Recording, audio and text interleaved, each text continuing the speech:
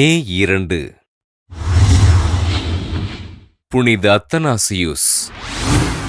எகிப்து நாட்டில் வாழ்ந்த இறைபக்தி நிறைந்த குடும்பத்தில் கிபி 295ஆம் ஆண்டு பிறந்தார் அத்தனாசியுஸ்.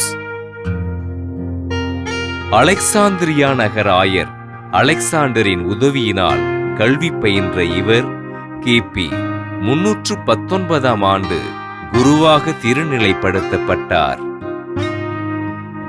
எழுதுவதில் ஆர்வம் கொண்ட இவர் புனித வனத்து அந்தோணியாரின் வாழ்க்கை வரலாற்றை எழுதினார்.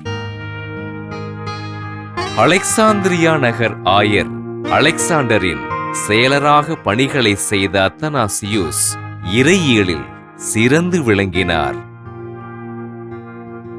எகிப்து மற்றும் லிபியா பகுதி மக்களின் ஆன்மீகத்தை வளர்த்த அத்தனாசியுஸ் கிபி 328ஆம் ஆண்டு ஜூன் 8ஆம் நாள் அலெக்சாந்திரியா நகரின் ஆயராக திருநிலைப்படுத்தப்பட்டார்.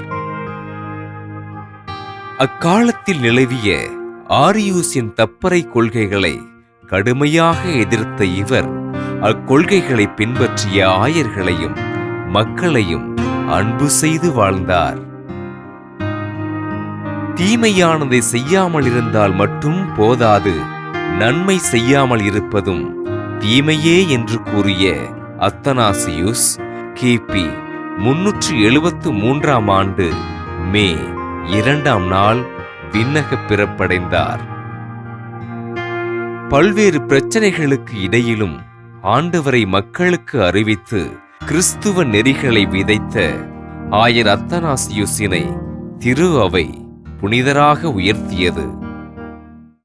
புனித அத்தனாசியுஸ் திருவிழாவினை கொண்டாடுகின்ற நாம் நம் வாழ்வினில் வருகின்ற துன்பங்களைக் கண்டு துவண்டு போய்விடாமல் ஆண்டவரிடம் நம்பிக்கையோடு ஜெபிப்போம்.